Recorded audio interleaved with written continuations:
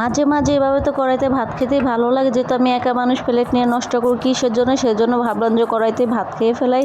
তো আজকে আমি ভাত খাবো রুই মাছ দিয়ে। কালকে অনেক দিন ধরে বাজারঘাট করি না, যেহেতু মানুষটা চলে গেছে, আজকে 1 মাসের বেশি হয়ে গেছে, 1 মাস 2 দিন হয়েছে, সেজন্য বাজারঘাট কিছু করা হয় না। তো কালকে ভাবলাম নতুন বাসায় আসছে, কিছু তো নাই খাওয়ার মতো, ঘরে যা আসলে এতদিন সেগুলো নিয়ে চলছি, এখন আর কিছুই করার নাই। সেজন্য কালকে বাজারে যে রুই মাছ, ফুলকপি, সিম আলু নিয়ে আসছে, চাইনা তরকারি রান্না করছে। তো ভিডিও করবো, নতুন জায়গায় আসছি না, কেমন যেন একটা নার্ভাস ফিল মনে হয়। আর আপনাদেরকে বলছিলাম যে আমি যেদিন রুম চেঞ্জ করবো সেদিন আপনাদের সাথে শেয়ার করবো, কিন্তু কিভাবে শেয়ার করব জানেন তো, একা একা মানুষের কোনো কিছুই করা সম্ভব হয়ে ওঠে না। যেহেতু আমি একা মানুষ, 3জন লোক নিছি রুম পাল্টানোর জন্য, মাল সামানা নেওয়ার জন্য, নিয়ে গুছগাছ করে দেবো, তো তাদের সাথেই আমি সহযোগিতা করব না, তাদের সাথে একবার এই বাসা একবার ওই বাসা যাবো না, কি ভিডিও করবো, সেজন্য একা একা কোনো কিছু করে উঠা হয় না। সেজন্য সেদিন ভিডিও দিতে পারি না। আমি ইদারিং আমার যেহেতু একটা ক্রাইসিস চলতেছে, সেজন্য আমি ইদারিং ভিডিও প্রতিদিন ঠিকমতো দিতে পারি না, সেজন্য আপনাদের সাথে আমি অ্যাক্টিভও থাকতে পারতেছি না। তো কালকেও একটা ভালো কাজের জন্য গাজীপুর গেছিলাম, অবশ্যই কালকে একটা ভিডিওতে একটু হালকা দেখছিলেন যে আমি গাড়িতে উঠে একটু হালকা ভিডিও করছিলাম, কিন্তু আমার না মানুষের সামনে ভিডিও করতে কেমন নার্ভাস ফিল লাগে, কেমন জানি এরকম লাগে। আপনাদের কি আমার মতো এরকম হয়?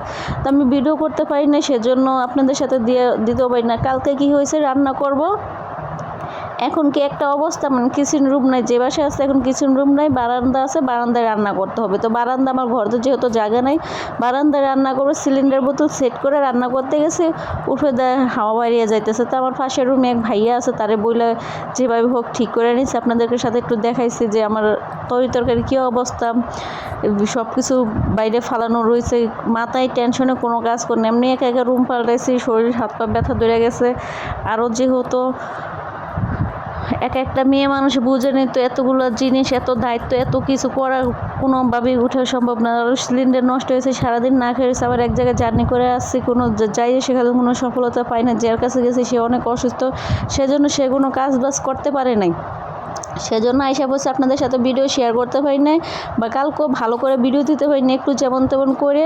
সেজন্য ইচ্ছা ছাড়ছি, যাতে আমি নতুন, আমি জানি যে আমার প্রতিদিন অ্যাক্টিভ থাকা উচিত, কিন্তু থাকতে পারতেছি না। আমার যেহেতু একটা দুঃসময় যাইতেছে, সেজন্য ইনশাআল্লাহ পরবর্তীতে আস্তে আস্তে সব কিছু ঠিক হয়ে যাবে।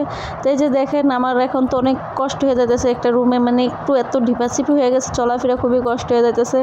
জানি না এভাবে কতদিন কাটবে, কতদিন থাকবো। তা আপনাদের ভালোবাসা, আপনাদের যদি সাপোর্ট থাকে, অবশ্যই আমি একদিন না একদিন সফল হব। তো আজকে সিম দিয়া, রুই মাছ দিয়ে, ফুলকপি দিয়ে রান্না করছে, তরকারিটা অনেক মজা হয়েছে, খেতেও ভালো লাগছে। যেহেতু আর এই বাসাটা খুবই অন্ধকার, আগে তো রাস্তার সাইডে আসছিলাম, সবসময় আলো বাতাস ছিল, বা এখন আর কোনো যে অফিসের সামনে জেনারেটর ছাড়ে সেই শব্দটা এখন আর আসবে না। এখন নিরিবিলি একটা জায়গা নেই, সেখানে কোনো গাড়ি ঘোড়ার কোনো শব্দই নেই, কোনো ফ্যাক্টরি, অফিস আদালত কিচ্ছুই নেই। এখানে একটু ভিতরে আসছি, সেজন্য কোনো শব্দ টব্দ এখন হবে না। কিন্তু এই যে দেখেন আলোর কী অবস্থা। তো আমার যাই হোক একটা লাইট কিনা লাগবে, যেহেতু আমি ভিডিও করি সেজন্য। তো আজকে এই পর্যন্তই, সবাই ভালো থাকুন, আল্লাহ হাফেজ।